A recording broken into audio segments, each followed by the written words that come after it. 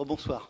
Je vais prendre des précautions oratoires. D'abord, je vais rappeler que je ne suis pas membre de la NUPES et je ne suis pas en campagne non plus, madame, bienvenue. Je ne suis pas en campagne, je vous le précise d'abord. J'espère que ça m'évitera de me prendre une volée de bois vert, même si c'est du bois de Terra Botanica.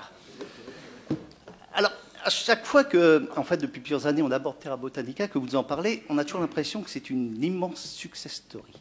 Alors, c'est un chemin pavé de roses et de jasmin. Il manque juste les petits oiseaux qui gazouillent et on n'est plus à Terra Botanica, on est à Walt Disney.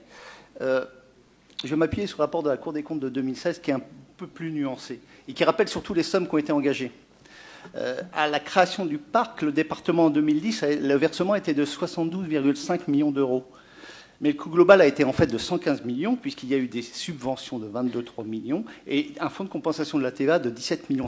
Tout ça, ça reste de l'argent public, même si ce n'est pas forcément de l'argent angevin. J'ai entendu tout à l'heure qu'il fallait que la gauche ait le respect de l'argent public. 115 millions de 2010, ça représente environ 145 millions d'euros en 2024. En ajoutant les subventions versées depuis par les collectivités, ce sont bas mot 160 millions d'argent public qui ont financé ce parc. Alors, je vais vous lire quelques morceaux choisis des rapports de la Cour des comptes. C'était un investissement risqué, un parc à l'image trop imprécise, une complexité de réalisation sous-estimée, un manque de transparence dans l'exploitation du parc, une délégation de services publics peu encadrée avec des déficits masqués, des carences dans la gouvernance et une viabilité économique fragile. Alors, depuis plusieurs années, c'est vrai, des efforts louables ont été entrepris pour réformer ce parc, avec cependant toujours des subventions des collectivités, du département, de la ville et de la région. Le modèle a donc des limites. Le parc aura besoin de toujours plus de renouvellement, vous l'avez dit, monsieur le maire, alors que les collectivités locales vont être confrontées dans les prochaines années à des finances extrêmement contraintes.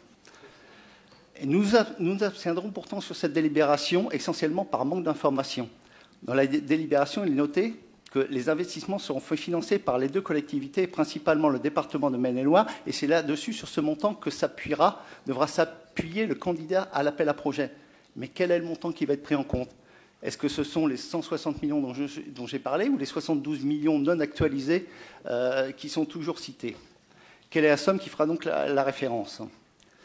Autre sujet, Terra Botanica se veut être la locomotive touristique de notre territoire, la vitrine de son savoir-faire végétal, mais le parc doit aussi irriguer la filière tourisme, les hôtels et les restaurants, inciter les visiteurs à n'être pas que de passage. Ça, c'était le but du parc. Est-ce qu'un investisseur privé aura le même but, la même vision? Parce que lui, son but, ça sera de générer le maximum de chiffre d'affaires intramuros, avec des hôtels sans doute, avec des pôles de restauration. Est-ce que dans l'appel à projet, on va border, par exemple, le nombre de chambres qui seront construites, maximum, qui devraient être construites à l'intérieur de ce parc?